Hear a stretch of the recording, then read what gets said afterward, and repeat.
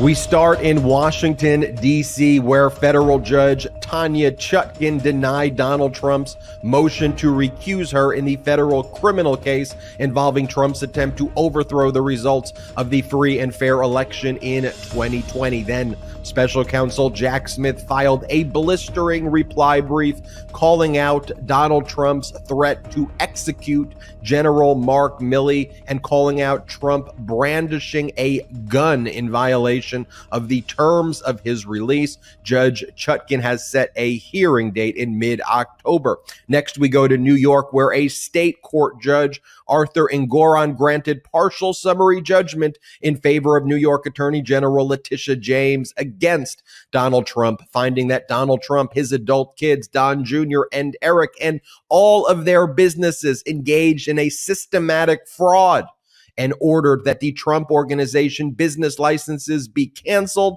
and the Trump organizations be dissolved. In other words, the corporate death penalty. But we are not done there. The Appellate Division First Department denied Donald Trump's stay request to delay the trial in this matter. So trial will start on October 2nd on the remaining causes of action and issues against Donald Trump and other defendants. For example, disgorgement, which is the monetary damages. How many hundreds of millions of dollars or potentially even billions of dollars will Donald Trump have to repay for all of the fraud he has committed over these years? And in a filing against Michael Cohen in the Cohen-Trump case, Trump claims he's going to be attending the New York Attorney General trial the first week. But I don't know, Popok. I think that he's a liar about everything, including that. And finally, we go to Georgia, the peach state, where things aren't very peachy for Donald Trump and his co-defendants, as the Fulton County District Attorney Fani Willis and her team have been flawless. One of Donald Trump's co-defendants in the RICO case has pled guilty just in time to testify at the first trial involving other co-defendants of Donald Trump, Ken Chesborough and Sidney Powell, which is set to take place in October, right around the corner. Also, you had one of Donald Trump's co-defendants, Jeff Clark's removal request to federal court was denied, and Judge McAfee, the state court judge, has become a commanding law and order presence in the courtroom. Washington, D.C., New York, Georgia, justice across America, just in time. I'm Ben Meiselas, joined by Michael Popok. Popok, did you ever think that on our LegalAF shows we would be covering a situation where a special counsel would have to call out the behavior of a former president who threatens to execute America's top military official while brandishing a gun in violation of the terms of the indictment release? No, I think what we're seeing at this intersection of law, politics, and now I've added the corner of justice that you and I sit at along with Karen, is we're seeing Trump and his accomplices, his enablers, his attorneys being brought to justice, and if not to their knees, for what he allegedly did. If 2023 was the year of investigations and indictments, 2024 will be the year of criminal trials. But we're in, you said October 2nd, Monday.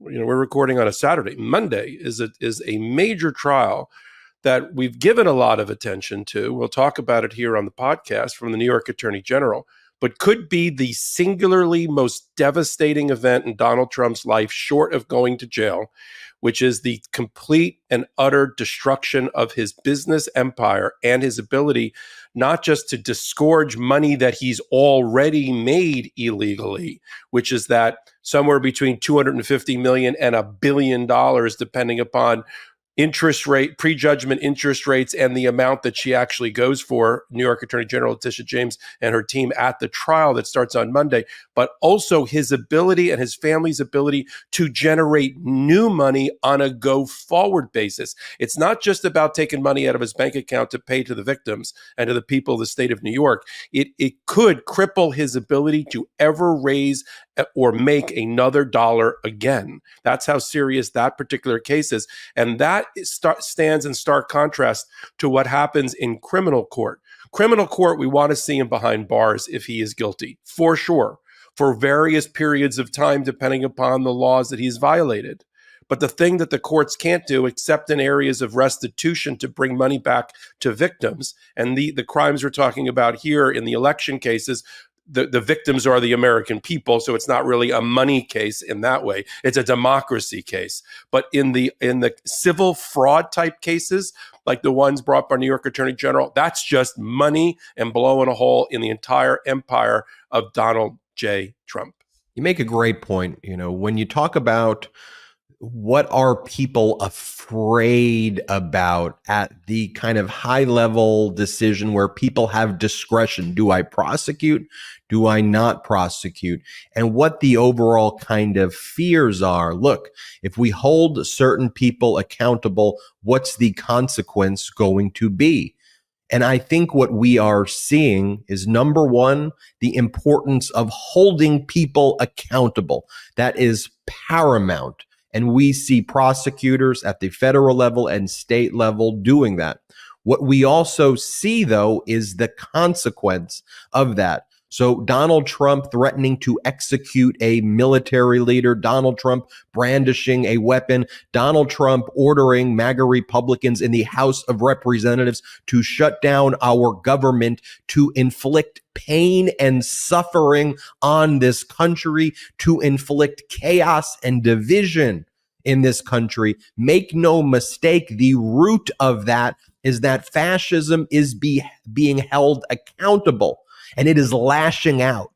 It wants to cause suffering. It wants to cause pain. That is what we are seeing right now. And it is so vitally important that from the perspective of justice and accountability, we stay the course. Let's talk about what happened in Washington, D.C., Michael Popok, where we've covered on prior episodes of LegalAF the various motions, oppositions, reply briefs, where Donald Trump tried to get Judge Tanya Chutkan recused.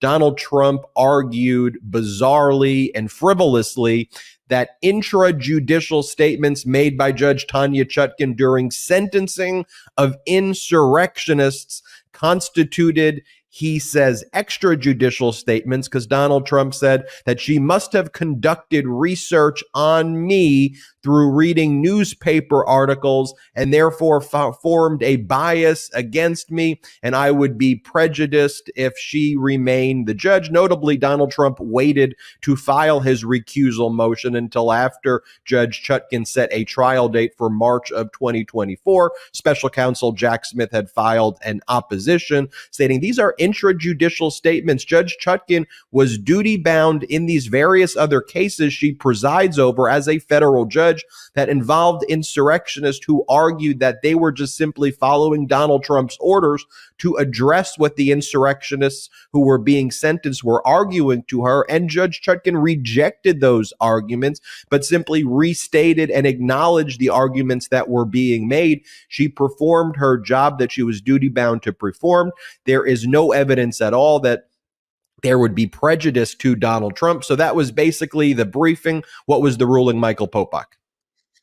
Yeah, the ruling was that she is not going to recuse or disqualify herself, which is what you and I had accurately predicted, because there's no grounds to do it.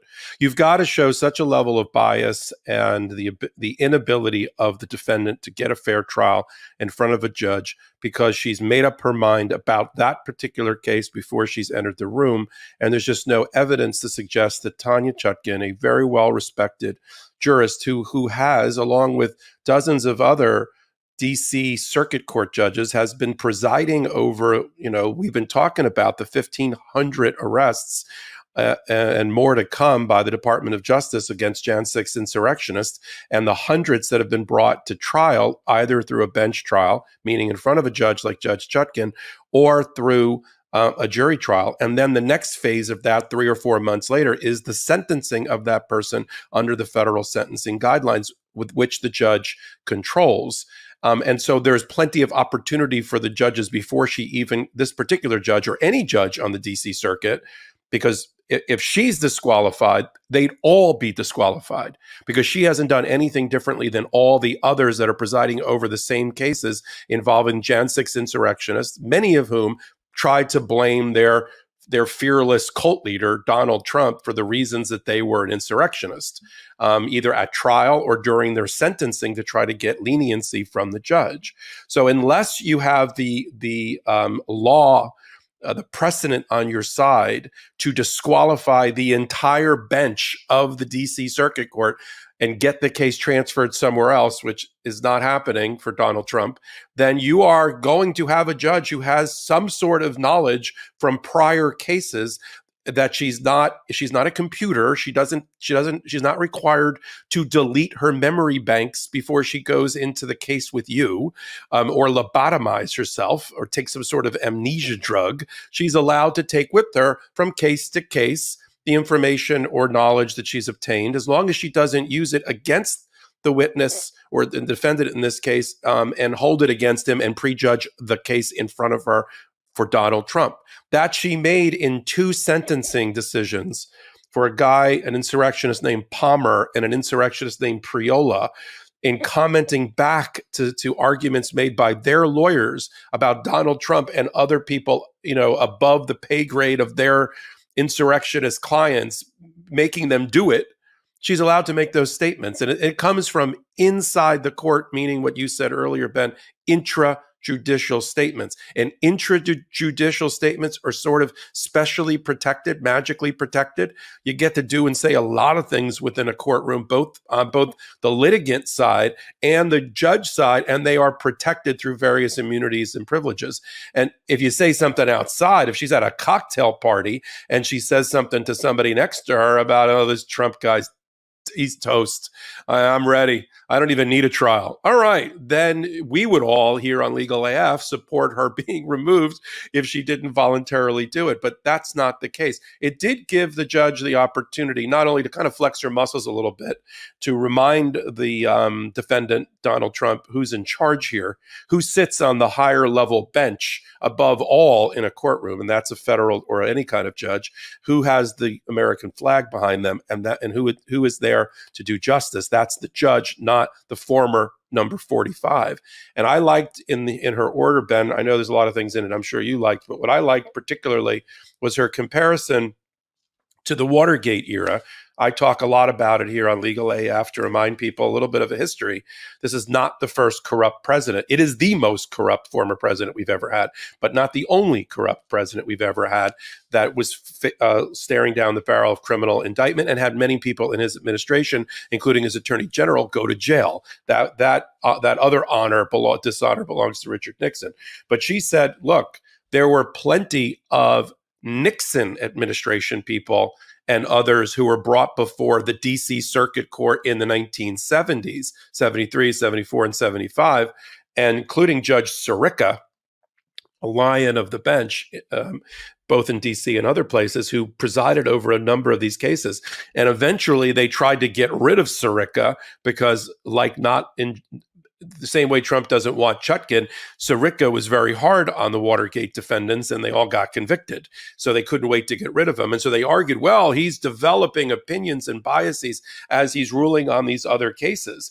And there is very good precedent that she cites, and if I can find it without fumbling around here, that she cites as the very reason she should not allow a defendant to weaponize the motion to disqualify. In other words, get rid of just whoever you want. So she said in the Haldeman case, which was the attorney general, like Bill Barr, right, that we keep talking about, but for Nixon, she said in that case, U.S. versus Haldeman, which is very instructive, the circuit reviewed a recusal motion against District Judge Sirica filed by defendants who were being prosecuted for their participation in the Watergate conspiracy. The judge goes on to say here on page 15, the motion relied in relevant part on statements made by Judge Sirica in prior cases involving other Watergate defendants. Sounds almost on all fours of what we're talking about here, Ben.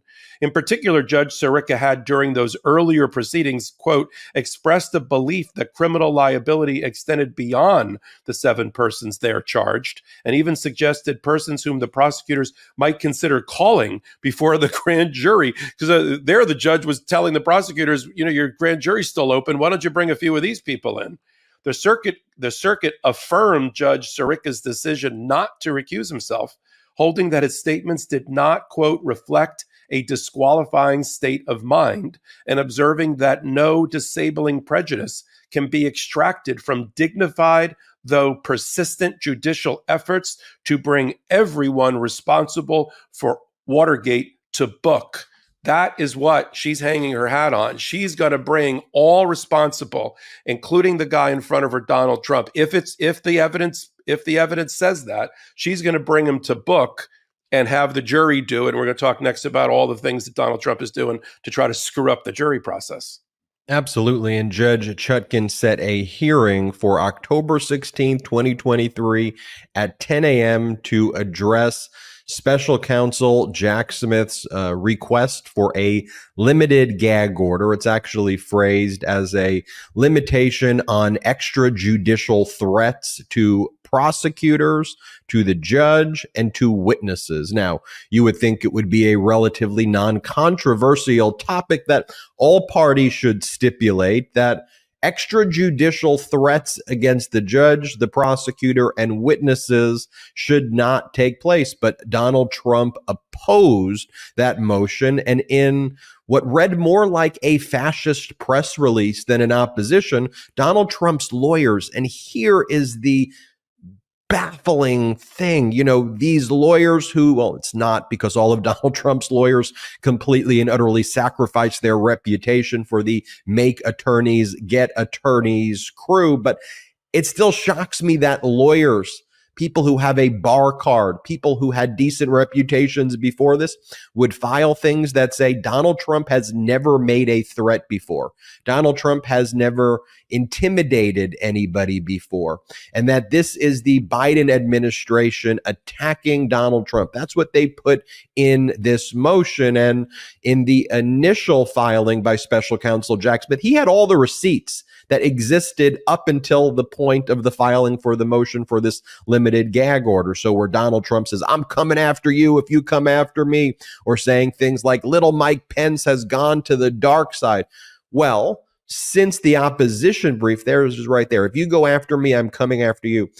Since the opposition brief was filed by Trump's lawyers, and even after Judge Chutkan set this hearing for October 16, 2023, Donald Trump engaged in more threats, and Special Counsel Jack Smith filed a reply brief that included such things as the threat to execute Mark Milley, America's former top general, and a witness in the case. That needs to be important. A witness who's named in the indictment that was unsealed before Judge Chutkan. Donald Trump threatened to execute him and said to be continued with the threat of execution. Also, Special Counsel Jack Smith, in a footnote, why you got to read the footnote, folks, also showed the photograph and mentioned how Donald Trump held this gun while he was in South Carolina, and that would be a violation as well of the terms of release.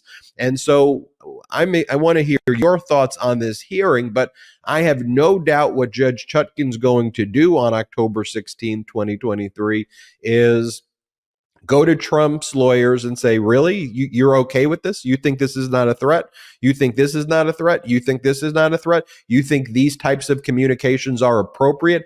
Get them in a courtroom. And as we say here all the time on LegalAF, put those lawyers right there, question them, grill them, and let's see what they have to say when they are in a place where accountability and facts actually matter. Popok, what are your thoughts? Yeah, I think they're in deep crap. The last time we saw a judge force people to go to a courtroom for what could be a dress down before a very serious adverse ruling was Judge Beryl Howell who made Rudy Giuliani and his lawyer not just phone it in, not just Zoom it in on a hearing. Because just to let people know, Ben and I practice, Karen and I practice, we all practice, but a lot of things post-COVID we're able to do by Zoom. I just did a trial last week in New York State Supreme, the court we're going to talk about, related to Judge Engoron and Donald Trump. I did that by a Zoom platform, with an opening statement and cross-examining key witnesses. And so for a federal judge these days to say, no, I want to see you in my courtroom. I'll be up on the bench. You be down at counsel table and let's talk about what's going on. That's not a great sign for them. They don't have to bring Donald Trump with them, although she could have ordered that as well, to be frank. But she wants the officers of the court who have sworn to duty, as you said, Ben, they carry a bar card. I was going to try to find my bar card during a break and show people what it looks like, at least for one of the bars for which I'm a member. They have a lot of problems here. As you and I accurately predicted in various hot takes on LegalAF, the Kristen Welker interview on Meet the Press, both the 9 minutes that was edited out that we've now seen. I did a hot take on the 9 minutes, missing 9 minutes, and at least 2 of those minutes are relevant to Jack Smith and Fani Willis's prosecutions. Although I don't think they actually cited the Welker interview for sure. I don't know if they cited what I called the missing 2 minutes. And then, I did a hot take and you did a follow-up on General Mark Milley, who just retired, with a powerful, I know it's up on the MeidasTouch network, a powerful speech, many parts of it directed at Donald Trump, with Joe Biden, President Biden, sitting up on the stage as he retired after 44 years of service with all the military brass behind him, and Lloyd Austin, the defense secretary, who was one of his colleagues in wartime during Iraq and Iran. He said, and I think you're showing the clip on the MeidasTouch network, General Milley said that the military doesn't serve any individual. It doesn't serve, a cult. It doesn't serve a religion. It serves the U.S. Constitution only, and it won't bow to any dictator or wannabe, and he emphasized and leaned into wannabe dictator. And that was Donald Trump, and that was his payback for Donald Trump. Mark Milley is not just a witness in the DC case, the election interference case. He's also a witness in the Mar-a-Lago case, but because everybody should remember that in Bedminster, it was the reason that Donald Trump has a new charge against him related to Bedminster and his golf course is because to pay back Mark Milley for an article that had appeared at the time in the New Yorker magazine, in which Mark Milley said that the thing that stood between the United States and a possible nuclear war with China was Mark Milley himself making a phone call to his counterpart in China, telling him, don't worry, Donald Trump's finger is not hovering over the nuclear button. We got this as the military. An extraordinary statement. And of course, Donald Trump hated that. Subsequently, we just had an article, I did a hot take on it, in the Atlantic magazine, in which called The Patriot, in which Mark Milley is declared by the editor-in-chief of the Atlantic magazine to have done more to protect democracy than any American probably ever has, at least in recent history, and certainly more than any other of the 20 Joint Chiefs of Staff have done. He's a witness in Bedminster because there you have Donald Trump pointing to classified top secret documents that he withheld, kept, stole, and then was showing it to people to say, to try to undermine Mark Milley with war maps and that was him, not me, and pointing to things, and that's why he's been indicted. So you got Mark Milley, certainly a witness at Mar-a-Lago, but they're not going to run to Cannon for anything because Cannon is not considering a gag order. Chutkan has been clear, Judge Chutkan has been clear from the very beginning, from the get-go. The administration of justice is her number one and only priority. Everything else takes a back seat. That includes the First Amendment rights of somebody like Donald Trump, even if he's running for office. She's gone as far as to say in prior hearings, I don't care what his day job is. I don't care that he's running for office.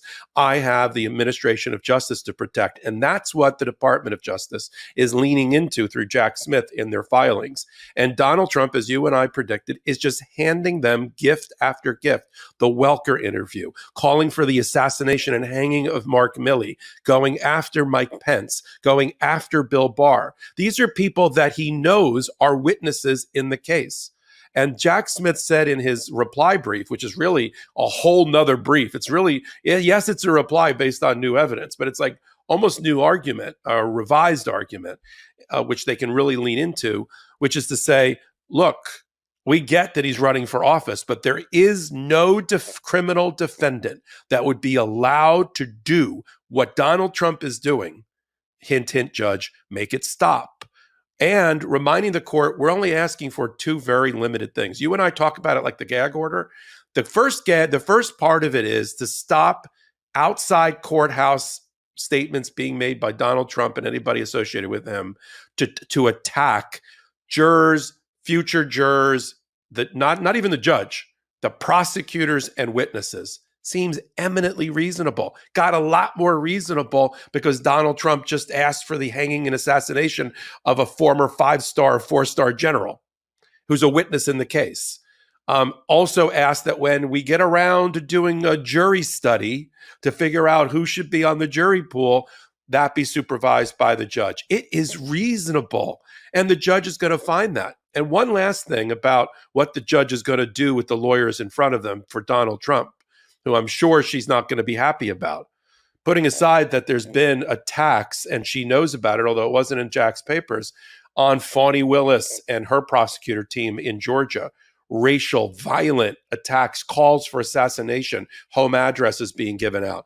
The judge, Chutkan, we know that there's been an attempt, a phone call made to her chambers by a crazy person who's now been picked up by the Secret Service and by the FBI, threatening to kill her and her staff. So she knows that there is this atmosphere generated by Donald Trump to try to corrupt the justice system, and she can't allow that. She said in the past, and I want to see how this comes, I want to get your opinion on it, if it comes up in this hearing. She has said in the past, basically, if I can't figure out a way to control this person, the Donald Trump that's in front of me, with orders, then I'm going to speed up the trial even faster. Now, she set a March trial date, which left a lot of us court observers head spinning, like, wow, that's really fast given the size, the mega size of this case. So the question for you is, well, you and I agree. She's going to sanction him, and I think she's going to enter this order, this reasonable order. May add a couple of things to it. Do you think she does anything with the trial date, given the reality is you can't control Donald Trump unless you're willing to find him in contempt and put him in the federal detention center? I don't, and here's why. I think the March 2024 trial date is a pretty aggressive trial date to begin with, and necessitated because of Donald Trump's behavior and his threats. But certainly, as Donald Trump tries delay tactics, like he just filed a brief also before Judge Chutkan to try to delay dispositive motion briefings by 60 days from an October deadline to December deadline, it's very easy for her now to reject things like that and say, I warned you. I told you what I was going to do. I'm not extending any deadlines, and you are to blame for that, for your behavior. It is so vitally important that that trial take place in March of 2024 and not be moved. I'd like to have it go sooner, but any movement of that date that can actually potentially backfire, I would worry about, and then can, he try to seek an appeal and then utilize that for delay. So I'm happy with the March date. Justice necessitates that March date. And I want to say this as we move on to the next segment. I don't want anybody to ever get numb about some of those things that we were saying in that first segment. That you have Donald Trump threatening to kill an American hero, an American military general. And by the way, there's other posts where Donald Trump then attacks his former Secretary of Defense. Mark Esper as a woke fool. Folks, there's none of this behavior is normal. Do not be numb by it. And please make sure that you are educating others around you. I know legacy media is not doing its job to shed a light. It's annoying that that's the case, but it doesn't matter. They're worthless at this point. The most important thing is you and your ability to register voters, to share the message, to subscribe to the show, to share the show. If you want assistance in how you message it, just tell people to watch this first segment, and we're just messaging it based on the facts and what went down. We have a lot more show. I want to remind everybody as well about our vibrant Patreon community. We're on our way to 5,000 patrons. And if you want to know, is it worth it to join patreon.com/MeidasTouch, spelled patreon.com/MEIDASTOUCH. Just look in the comments below. I would tell all of our patrons who are here, share if you like that experience, if you think the content there is worth it. We spend a lot of time building that.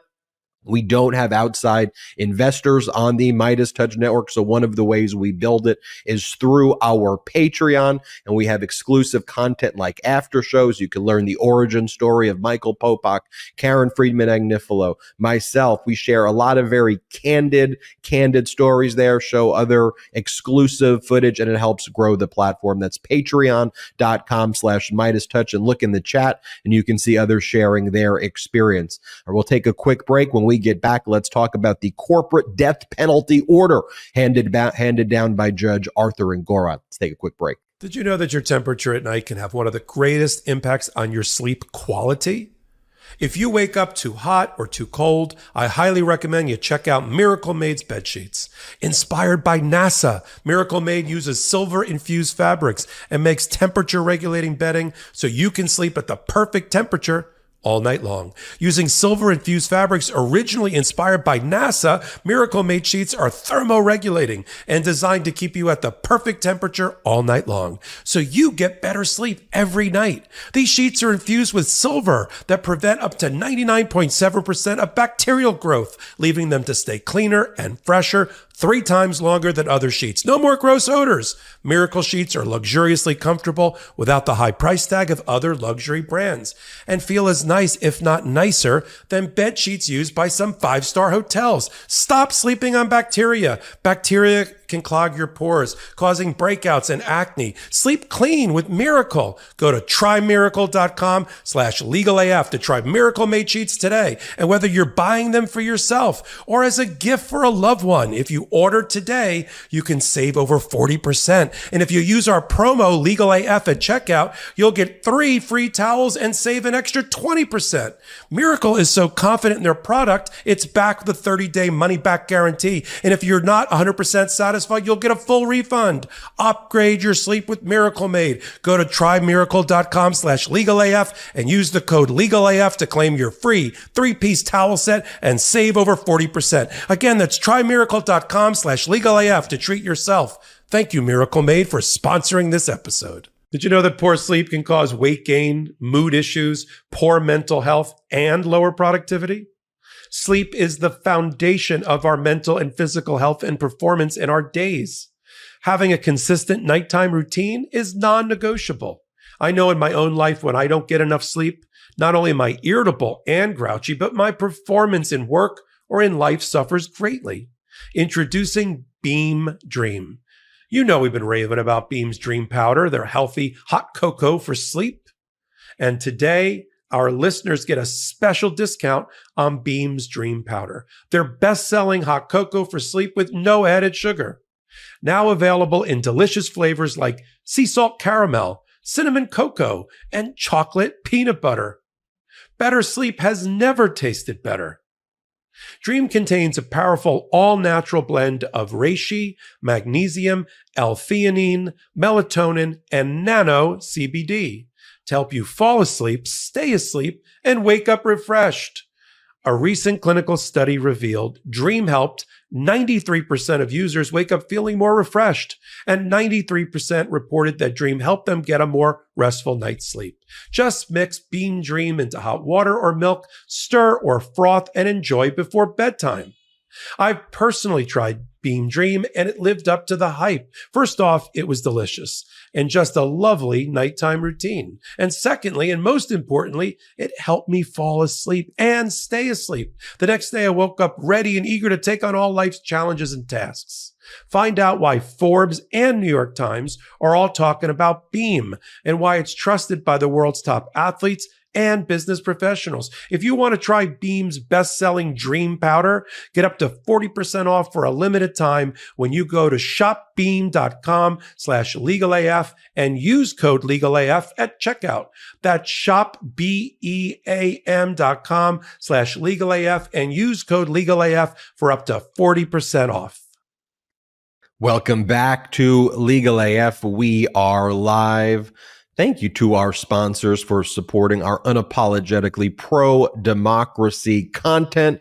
We go from Washington, D.C. to New York, where state court judge Arthur Engoron granted partial summary judgment in favor of New York Attorney General Letitia James in the civil fraud case against Donald Trump, his adult kids, Eric and Don Jr., and the various Trump-related businesses, including the Trump Trust, the Trump Organization, and the various other business entities that are operated by the Trumps. This order by Judge Engoron finding systematic fraud over the period of time covered by the statute of limitations resulted in a requirement that a few things now take place. Number one, the cancellation of Donald Trump and the Trump business licenses.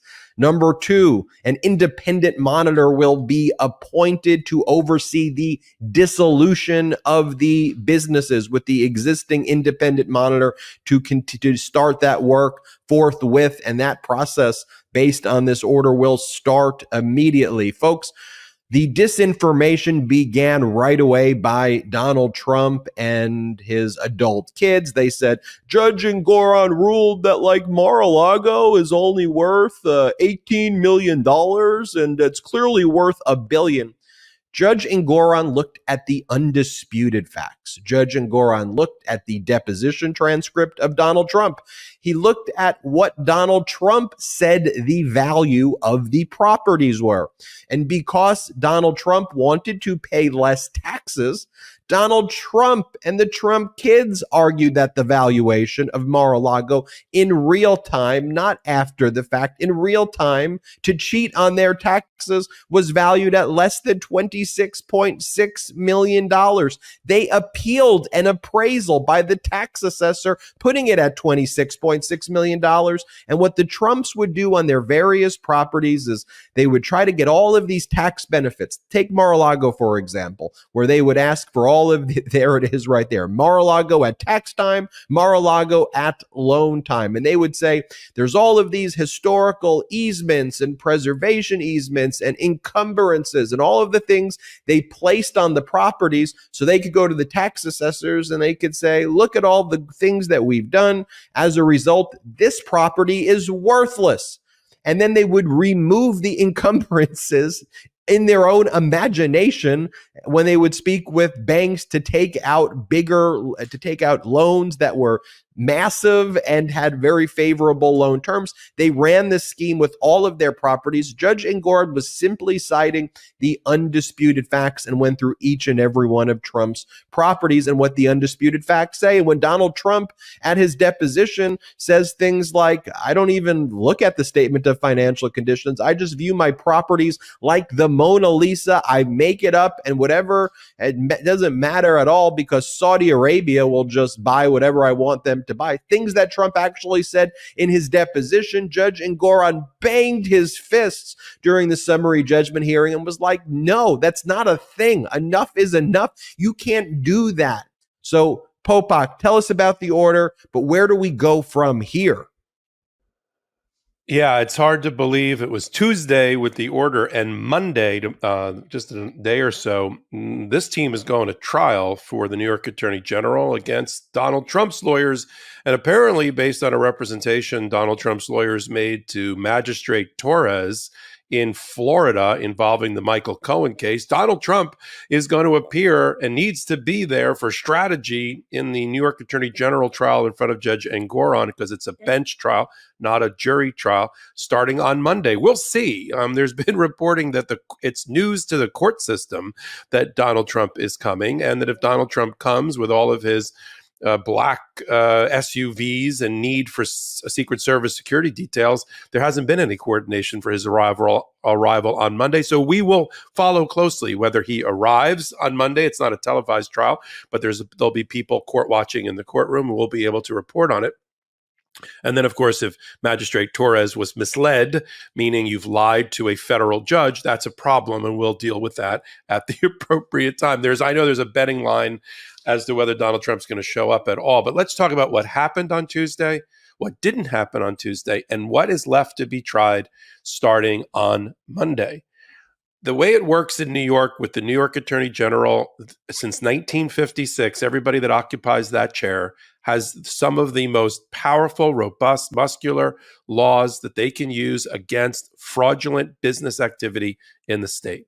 In the state of New York where I practice, it's called persistent fraud, and it's under an executive law called 63-12. We call it the 63-12 powers of the New York Attorney General. There's another set of powers that person has under what's called the Martin Act, which has to do more with securities fraud. But in this case, it's persistent fraud.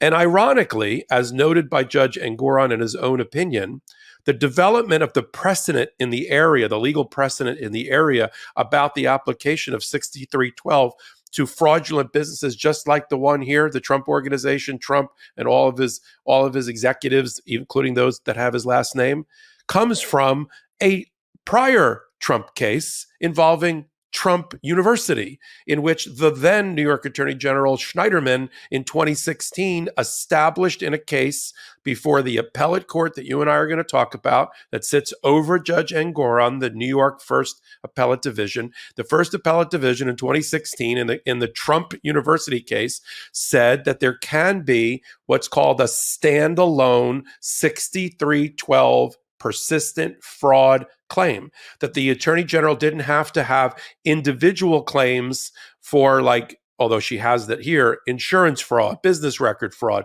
financial statement fraud. They can just have a one count, you're committing persistent fraud. And the uniqueness of that is that particular count does not require the New York Attorney General to prove intent or materiality, meaning you don't have to show that they intended the persistent fraud, just that it is objectively, reasonably assessed a persistent fraud. And you don't have to show that anything that they did was material, meaning it led somebody else to do something, like a bank or an insurance company, because things that are immaterial, we don't normally prosecute or sue over under the standard of materiality. But the standalone first count in the complaint that she filed a year ago, just a reminder, justice does move quickly. She filed that suit, New York Attorney General Letitia James, against Donald Trump, Trump Organization, the CFOs, the executives, his trust that holds all of his assets, just in September of last year. And she already got a judgment, and we're looking at a trial to wrap this thing up for the billions of dollars that are at risk. That is velocity. In the 63-12 standalone claim, she does, like I said, she doesn't have to prove those two elements, and that could be the end of the case, but that's not all. She also brought 6 other claims that have not yet been decided by Judge Engoron, and it will start on Monday. Particularly, she brought a business record fraud claim and conspiracy related to that. They doctored the books related to the inflation of assets improperly and deflation of assets to save money. Financial statement fraud, another crime in the state of New York, and the conspiracy around that. Insurance fraud, because they also over-insured property that wasn't worth it and took advantage of insurance companies as a result. So like if Trump Tower had burnt down during the period of time, they would have collected on money they weren't entitled to because the asset wasn't worth what they said that it was worth. And so those are her remaining claims. But what is the real when the judge granted summary judgment on Tuesday on the first claim, the standalone persistent fraud claim, he said, we got to go to trial on the rest, but I'm going to give her 2 of the 9 things that she's looking for as a remedy for the persistent fraud. I'll do that right now on Tuesday. So on Tuesday, he did what you outlined, Ben. He dissolved immediately upon the entry of that order on Tuesday. By Wednesday, all of the certificates of business and operation for all of those Trump organizations, the Trump Org, the Trump Inc., all the ones he uses to operate his business. There's dozens of them. All of them, including the trust that operates in New York as a business for its assets, had its business license, its business certificates canceled, and then he ordered the immediate dissolution of those items. Right, put them into receivership. It's what it sounds like. It's almost like bankruptcy, and appointed a receiver, which is Barbara Jones, the former federal judge, who's been the monitor for over about 9 months, when the judge found on a lower standard of proof that there was already persistent fraud. So Barbara Jones is just going to continue, but she's going to now dissolve and liquidate these companies. In the assets underneath them have to be addressed as well. But what is remaining is the part that I said at the top of the podcast that will ultimately lead to the complete destruction of the Trump business empire and its ability to generate any new dollars. The issue of disgorgement is up for grabs in the trial, and that is not damages. It is taking from somebody who's committed fraud the monies that they've obtained as part of that fraud. We call it in the business ill-gotten gains. So you claw back the ill-gotten gains. And she has a number. She used to say, Letitia James, the Attorney General, it was like $250. I don't think it's $250 million anymore, because she subsequently increased the amount that she thinks that Donald Trump has overinflated his assets by $3.7 billion total. Plus, there's a very high interest rate in New York for prejudgment interest. I think this is at least $500 million, and it could go well into the billions when she's done outlining for the judge through her witnesses all of the monies that they got because of the persistent fraud that they've been conducting, totaling it up, adding interest, and asking the judge to award it, meaning all these companies would have to pay it back.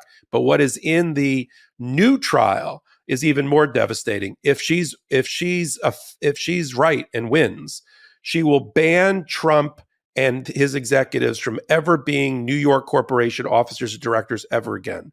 There'll be a 5-year ban on Donald Trump and his businesses acquiring any new real estate in New York. There'll be a 5-year ban on him getting a loan from a bank that's chartered in New York. There'll be a 5-year requirement that Donald Trump's personal financial statements are properly audited and given to all the victims of the fraud and whoever else he deals with. There'll be a permanent ban on Alan Weisselberg, the disgraced former CFO, went to jail for 6 months for tax fraud already, from him and his controller, Jeff McConney, ever serving in those roles ever again. Permanent ban. And if she wins, she wants a new trustee to be appointed that she helps select to sit over all of Donald Trump's assets on the trust. That's if she wins. Now, on Wednesday, I'll leave it on this, Ben. On Wednesday, the day after this devastating ruling granting summary judgment on the one major persistent fraud claim, the lawyers there, listen, they look like they got their head handed to them. Chris Keiss, leading the way, asked the judge, well, what do you see the shape of the trial on Monday, Your Honor? What do you think's going to happen there? You look like you'd seen a ghost. And the judge turned to the New York Attorney General representative and said, hey, can we like slim this down a bit? Why don't you, have you considered dismissing the other 6 claims? You've already won on persistent fraud for a standalone claim. And they said, I give them a lot of credit. They said, no, Your Honor, we can't dismiss those other 6 counts because of the remedies that we're seeking. And they're right to set the evidential basis so that they're confirmed or affirmed on any eventual appeal. They're going for that corporate death penalty, banning him from doing business in New York, making him stop buying real estate, making him stop taking out bank loans, and getting him out of the business of being in business. And they feel they've got to put on their 34 witnesses and their thousands of pieces of evidence in order to support the remedies that they're seeking as part of the 63-12. And the judge said, okay, see everybody on Monday. So that's it. And then we have finally, and you can talk about it, Ben, when you pick up, is the first attempt to try to get the appellate court to do something, because they were upset. Oh, we're going straight to the appellate court. I'm surprised they didn't have the papers already drafted. I already had them drafted, expecting that Engoron was going to do just what he did and had them filed within a minute. They didn't do that. They've already had the appellate court say, Monday's fine with us. There's nothing to stay here. Keep going. And he's got that other case hanging out there that nobody's moving on quickly at the appellate level, which is his attempt to sue Judge Engoron before the appellate court to get him to stop making rulings like this. And that hasn't been acted upon by the appellate court either.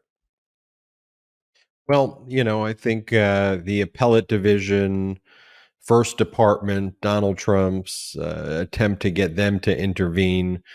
He got one of the appellate division justices to kind of put it, it ended up doing nothing. It was just like a temporary, nothing pause before it went in front of the 5-justice panel. And they said they rejected the stay request. So this thing is absolutely going to trial. And I want everybody just to rewind and take a listen to when Popok went through the remedies there. I mean, we're talking about a potential $1 billion judgment against Donald Trump and all of those other things preventing Donald Trump from doing business in the state of New York or doing business with businesses in the state of New York. And given that for Donald Trump, his entire life is one big fraud, is one big grift. At the end of the day, I think that what's about to take place over the next 60 days here is going to be the most devastating thing in Donald Trump's life. And I'll just mention one other thing in passing, because you mentioned this federal magistrate judge down in the Southern District of Florida who was hearing all these attempts by Donald Trump to try to delay his deposition being taken in the Michael Cohen case, where Donald Trump sued Michael Cohen for $500 million. Then Michael Cohen's like, okay, well, I'm going to notice your deposition then. And Trump's tried to avoid the deposition like the plague, making every single excuse underneath the sun to avoid the deposition, including having to argue that he would show up to the New York Attorney General case. So the magistrate judge in the Cohen case was like, okay, well, if you're going to show up, you made the representation, you're going to be there. So now Michael Cohen gets to depose you in New York, and I want to make sure you show up at the New York Attorney General case. And we'll have that deposition be 7 to 9 hours, and Cohen can set the specific time of when it takes place. But what a powerful order there. So now Donald Trump has to actually go to New York, whether he's going to show up for this New York Attorney General case. And now he gets to be deposed by Michael Cohen in the state of New York. So that backfired as well. And I think Donald Trump's ultimately going just to dismiss the lawsuit that he filed against Cohen, because I can't imagine he's going to be able to sit there for a 9-hour deposition. He's just too cowardly to do that. And finally, let's talk about what's going down in Georgia, the peach state, as I mentioned at the outset, where things are not looking very peachy for Donald Trump and his co-defendants. First, let's talk about Scott Hall and Scott Hall's guilty plea. Just so you know who this Scott Hall is, He's one of the RICO co-defendants in the Fulton County District Attorney Fani Willis's case involving Trump. He's David Bossi's brother-in-law, who served, and Bossi served as a senior advisor to Trump and Pence in 2020, senior strategist for the 2020 re-election of Prime Minister Benjamin Netanyahu. He's been around Trump's inner circle. So that's how this Scott Hall got involved in kind of Trump world. He was a bail bondsman from Georgia. He was one of the people involved in the Coffee County theft of election information, which implicates Sidney Powell, Kathy Latham, and numerous of the other co-defendants. So the timing of his guilty plea is critical here, because you've got Ken Chesebro and Sidney Powell's trial, because they asked for speedy trials. Well, that trial is about to start. So now you're going to have a cooperating witness who pled guilty at trial testifying against Sidney Powell and the co-defendants at this trial. So Popok, I want you to first tell us about Scott Hall, but then also with the speedy trial request that Ken Chesebro and Sidney Powell made. Boy, did that backfire as well, because now they're trying to ask for all of these remedies. Like, we want, file this motion to dismiss this, all these things. The judge is like just rejecting them. And also is like, Judge McAfee's almost like, this is what you wanted. You wanted the speedy trial. Yeah. Maybe you could have come up with these more evolved motions if you were on the regular track, but this is what you wanted. Make those arguments to the jury now. And then finally, Popok, if you can, I want you to do the full summary, then take us to Jeff Clark. And I'm going to do removal. Yeah. I'm going to do it. It's going to be like a speed round. It's going to be a speed round. Here we go. I'm going to do it a little bit out of order from what you did. I think it'll make more sense. First of all, trial October 23rd. We always thought it was just Chesebro and Sidney Powell, two disgraced lawyers for Donald Trump, involved. Chesebro being one of the architects of the fake elector scheme, along with John Eastman and Peter Navarro, and Sidney Powell, co-captain of Team Crazy with Giuliani, with all the lawsuits that were filed, but also having hired a company along with the guy I'm going to talk about next, Mr. Hall, who was invited in by other election officials in Coffee County, a rural county in Georgia, to download election, private confidential election information, tamper with election machines, Dominion voting machines. Now you know why Sidney Powell is involved, trying to look for, evidence that, Trump votes were flipped to Biden. And so we thought it was just those two.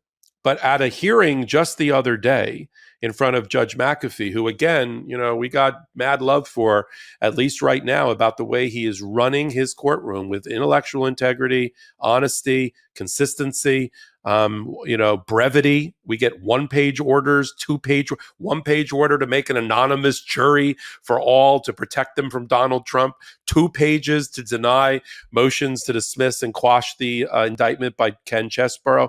I mean, we love it. Brevity is the soul of wit, and he is moving. But he announced, the judge, that what he had said a week or so ago to Fani Willis when he denied her request to put all 19, including Donald Trump, on the 23rd, he said, no, we're not going to do that. You come back to me with a better plan, batch them up. We'll do the 2 here, and anybody that has waived their speedy trial, we'll do them at a later time in 2024. Come back to me with a plan. She said, she nodded and said, I got it. But the judge announced on Wednesday this week that there were 6 of the 11 left over that had not waived their right to speedy trial. So he said, we might have to bring in new benches and new chairs in here and for my bailiff to make room. We thought it was a party of 2, table for 2, Chesebro and Powell. Could be a table of 8.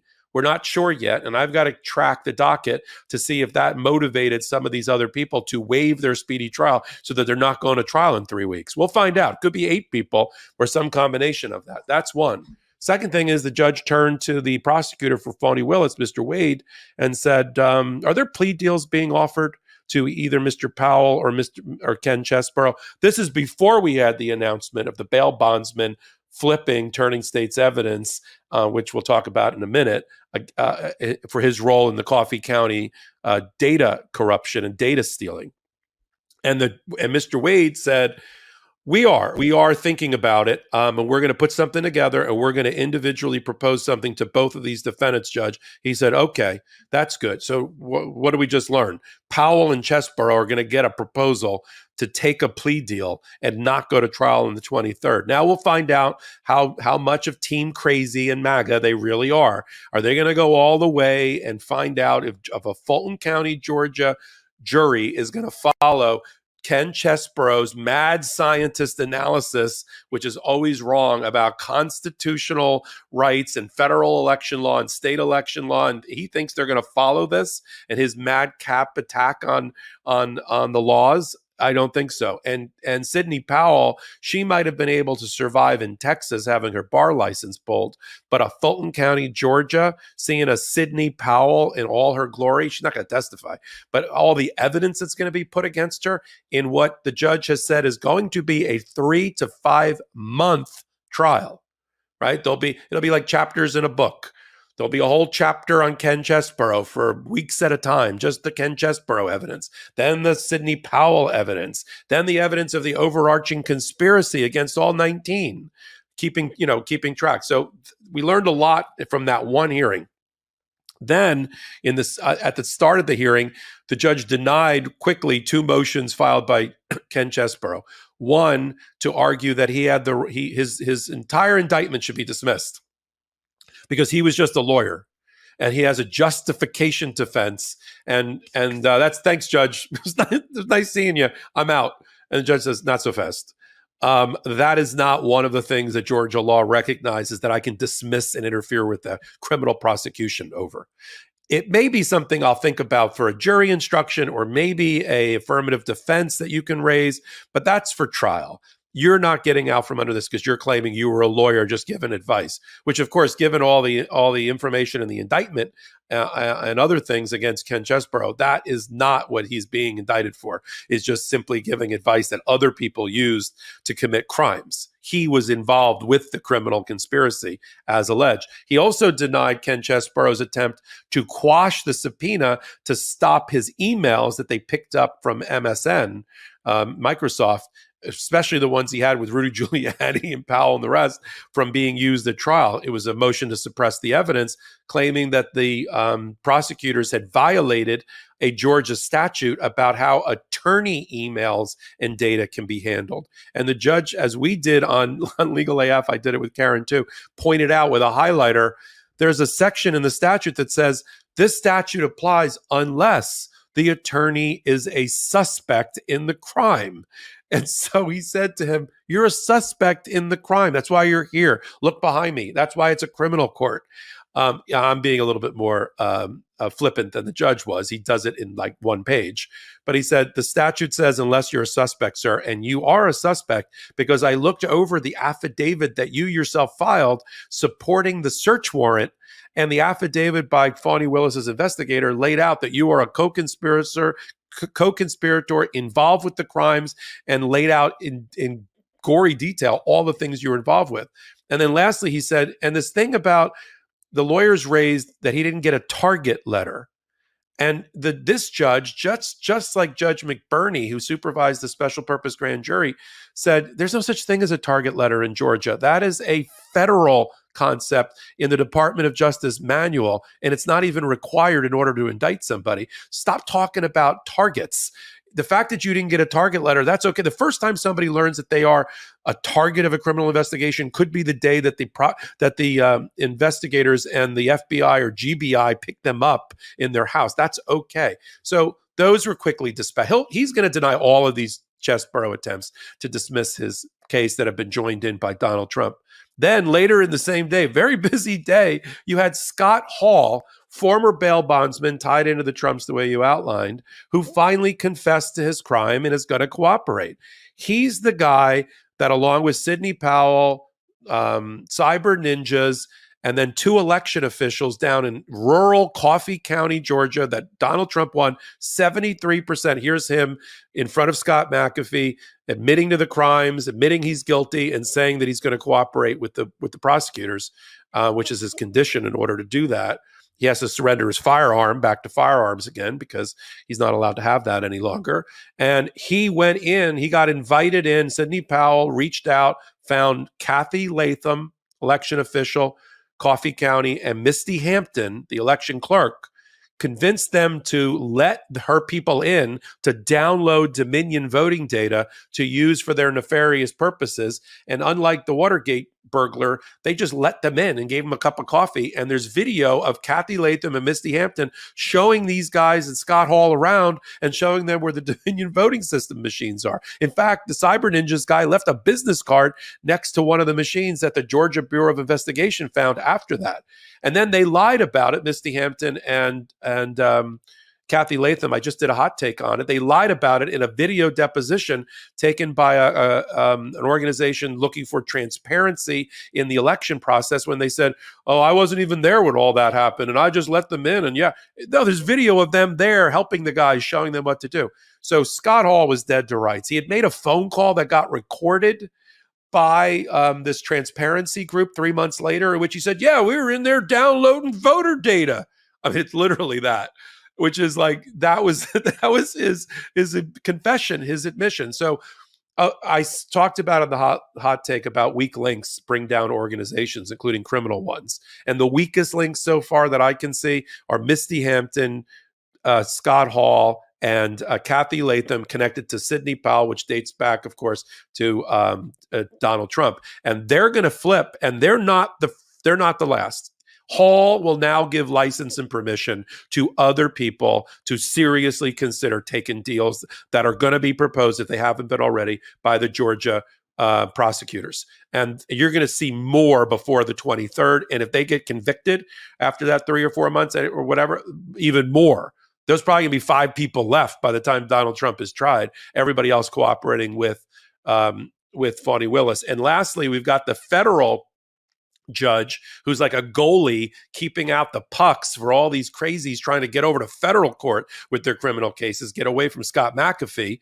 We've had Misty Hampton and the other fake electors try to get to federal court. We've had Jeff Clark, the former Department of Justice low-level environmental lawyer, who's claimed that he was just being a federal officer when he was involved with the conspiracy. And of course, we already had Mark Meadows. So we had Judge Jones. The writing was on the wall for Jeff Clark. He was at best, a momentary head of the civil division for the Department of Justice. He was probably just an environmental lawyer and assistant attorney general when on December the 28th of 2020, he wrote a letter on Department of Justice letterhead to try to influence and corrupt the elections in various states, telling them falsely that the Department of Justice was investigating fraud in the election, and they should hold off on certifying the results of their election in order to put a pin in the whole thing. And he tried to push that on his superiors, the attorney general and the deputy attorney general. That letter writing alone is the reason Jeff Clark's been prosecuted. And he wanted to go over to federal court and claim that he was a federal officer. But he had a nightmare hearing. I mean, at least Mark Meadows, when he lost, he tried to testify in front of the federal judge, and he lost. So he waived his Fifth Amendment privilege. Those words are going to be used against him in court, and he lost. Jeff Clark took one look at that and said, well, I'm not going to testify. I'll just send in affidavits, sworn statements under oath, and see what happens. And what the judge said happened is you didn't carry your burden of proof.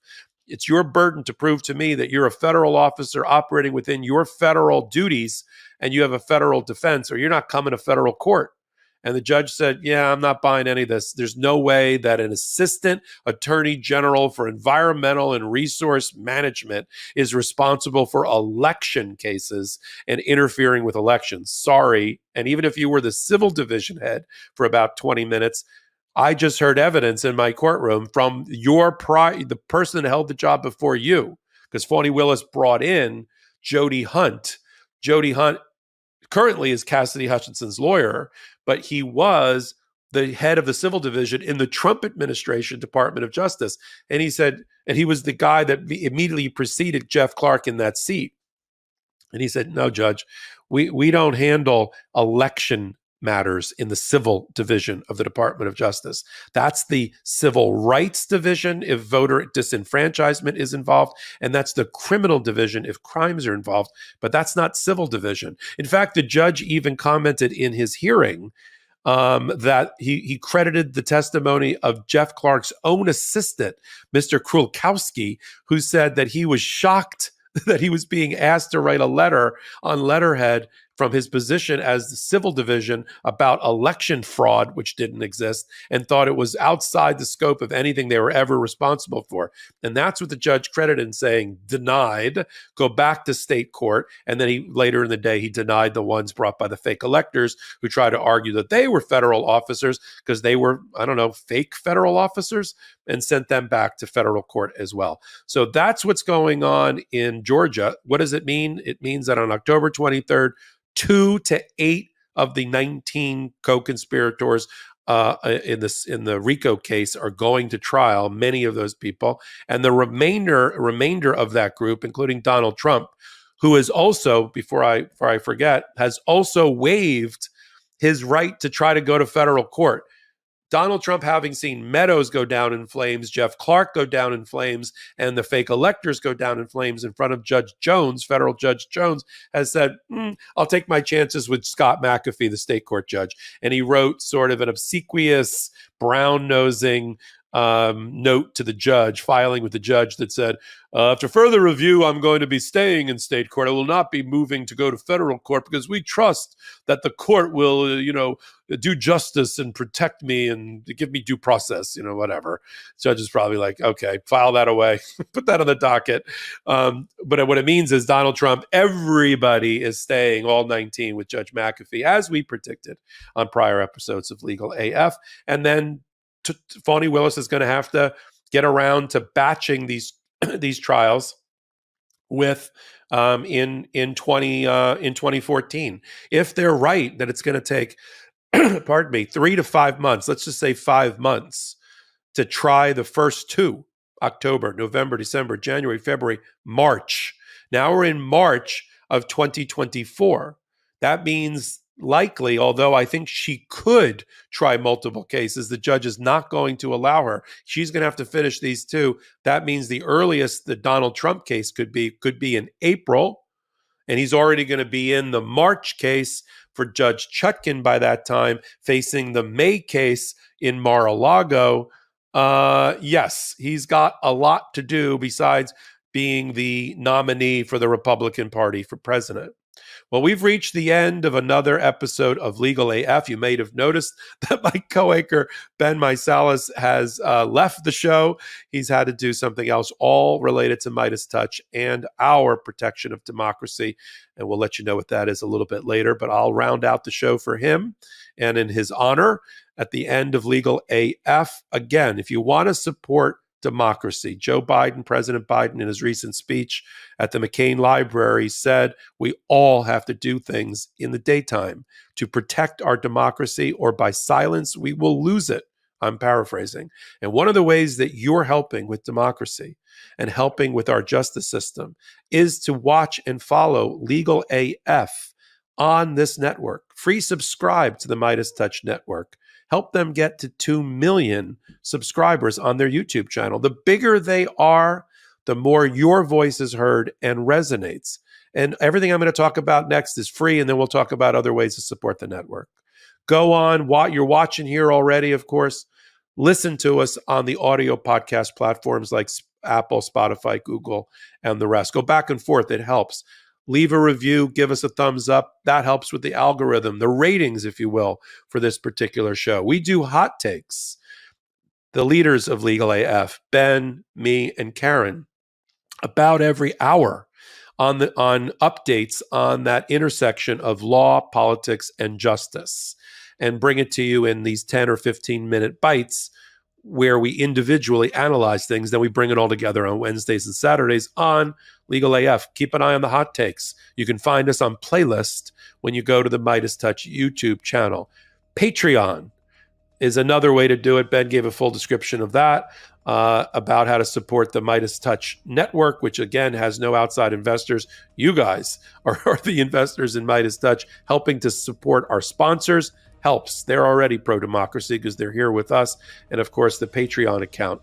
And then we've got, lastly, if you want to tell other people about your love for this network and for LegalAF, we've got merchandise, because you got to have merchandise. And so these aren't free, but they're reasonably priced, emblazoned with our logo, designed by Karen Friedman Ignifilo, and an outside consultant to kind of give you options. You can mix and match the shirts there, and that's at MeidasTouch store.com. And we'll put a link for that here. So until Ben, Karen, and Mai's next hot take, until our next LegalAF at midweek, and this is Michael Popok on behalf of LegalAF, signing off with a shout out to the Meidas Mighty and to the LegalAFers.